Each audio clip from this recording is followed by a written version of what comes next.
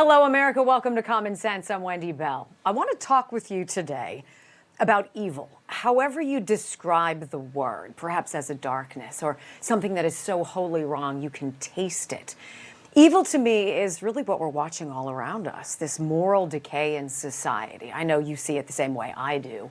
The erosion of family values, the lack of respect for life, the carving out of God, eliminating prayer, replacing what is good and moral with greed and instant gratification. Now, of course, evil has always been with us, but it seems fashionable now. Look around. Perversion is popular. Porn.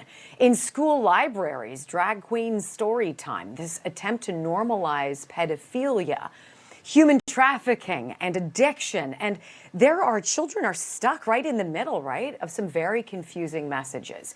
Do I think we're going to stop the evil that has slithered into our lives? Well, not in a half hour, of course not. But we can start the conversation. And I have just the guests to do it. Dan O'Donnell hosts The Dan O'Donnell Show on News Talk 1130 WISN in Milwaukee. Melanie Collette hosts Money Talk with Melanie on 98.7 The Coast, New Jersey. And Steve Sanchez hosts The Steve Sanchez Show. God, I do that every time on KDWN out of Las Vegas. And I want to welcome you guys back. All right, so Steve, it was actually because of you. We were all working together a few weeks ago on this very show, and we all kind of agreed, like, there's so much to talk about, but we really first need to talk about evil. And Steve, you were the guy who suggested that. So go. I want you to tell me what you meant and where you want this to go. I think it's clear. I mean, if we just go back even 10 years and we notice this shift in music, we notice this shift on TV, you start seeing a lot more satanic, demonic influence. I mean, my goodness, there was even a TV show called Lucifer that got all this kind of praise and made Lucifer the hero. You see people like Taylor Swift, sorry Swifties, that are doing satanic type rituals on stage, a far cry from the bubblegum country star she was so many moons ago. This is what you're seeing. You're seeing satanic clubs right now after school. If you try to get a Christian club started, you got atheists protesting, but the Satanic Temple or the Church of Satan can have these after-school satanic clubs, and now we try to legitimize Satanism and say it's protected under free speech or freedom of religion under the First Amendment. And I'll be quite honest with you, I don't agree with that. I know the First Amendment protects speech and religion, but are we going to legitimize Satan? We never used to do that. Democrats, Republicans alike in this country never legitimized the devil, ever. Right. You know, and I started really paying attention, Melanie, to how widespread this perversion is and how evil it is, child perversion in particular. When Johns Hopkins hired this professor who tried to normalize adults having sex with kids by calling pedophiles minor attracted persons. You guys remember this? That was a huge light bulb moment for me. How about you, Mel? It certainly was, but you have to understand that Satan is quite real. So I'm going to disagree with Steve a little bit. I think we should legitimize Satan because and what I mean by that is people need to understand that that is an absolute real entity who was a deceiver from the beginning, from the garden. What does it say about what happened with Eve? That she was deceived, right? And one of the ways that he does this is try to, squeeze a lie between two truths or make, good bad and bad good. And this is exactly what you see going on. And quite honestly, it's the only solace that I take about what's going on, because if it wasn't going on, that would make the Bible untrue. It's a very ironic thing, right? But if you see this lack of natural affection for your fellow human beings between parents and their children, all of this stuff is in the Bible and known that this was going to happen. So I'm not all that surprised. It's shocking to the senses, especially if you have a moral compass. But if you take a step back and think about it, this was predicted. It was all told that this is what was going to happen. So, well, and you know what? They don't even unsettling. Go ahead, I'm sorry. Yeah. No, I was going to say they don't even try to hide it either anymore. It's so in your face. And Dan, you'll remember the story, the Iowa Capitol building, right? The Satanic Temple, they put up an altar and an image of the devil in the rotunda. And the guy who sliced the thing in half, took it down, he's the guy who got charged with a hate crime. I mean, evil is certainly, it's invaded American justice for sure, Dan.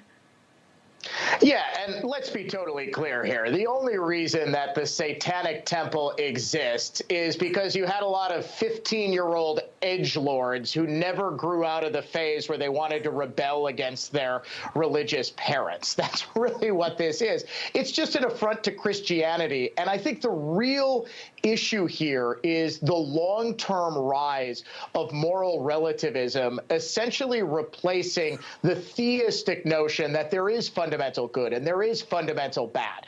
I mean, you go back through the whole of human history. I mean, we can take the Judeo-Christian tradition of the United States out of it, go way farther back than that, the Code of Hammurabi, the Ten Commandments.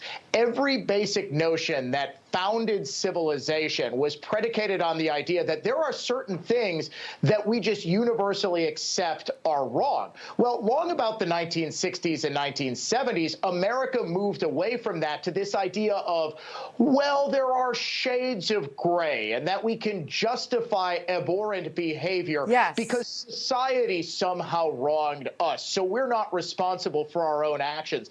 I think this was a far longer-term slide than, as Steve suggested, 10 years. He's right in that it's now just totally in your face. But this has been going on for, I'd say, 5 decades. Right. Well, you know, what's wild to me, too, is like evil in my mind also means having a price, right? A dollar amount high enough where you would sell out your integrity for evil. I mean, we saw this with COVID. We've seen this with our elections. We've seen this with war. Steve, it's really very pervasive. It is. It absolutely is. And when we have, elected officials, Republican, Democrat alike, that really don't comment on it, they don't talk about. I mean, look, let's be honest. The Biden administration, they've done the worst of, well, the last handful of administrations in terms of who they invite to the White House that they look up to that's supposed to somehow be this icon for the next generation. They did it during COVID.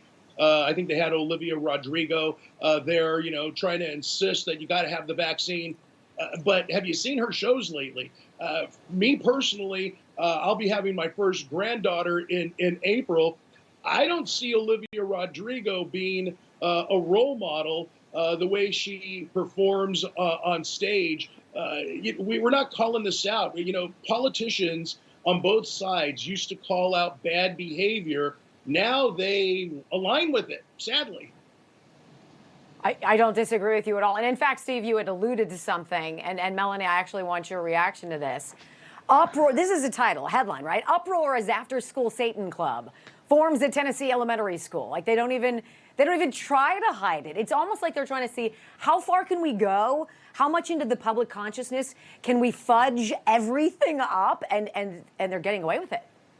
They are. It's overt. And again, I would never, of course, have my child join a satanic club, but I think it's important for it to, it's not okay to have it, but if we're going to have Christian clubs constitutionally, we have to have those satanic clubs. I am in no way, of course, advocating for that. And just full disclosure, I'm also an elected official where I live. I just don't talk about it much in this space.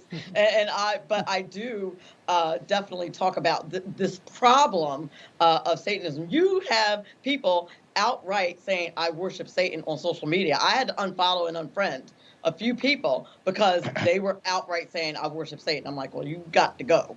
But this is how overt it is and pervasive, and it's a real thing. But I think if we're going to keep our freedoms and if we're going to actually fight this fight the way we need to, then they need to be out in the open so that we know who they are and we can warn people that their souls are at stake.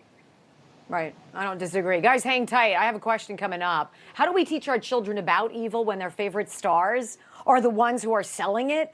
We're going to take it back to the panel and find out coming up next on Common Sense.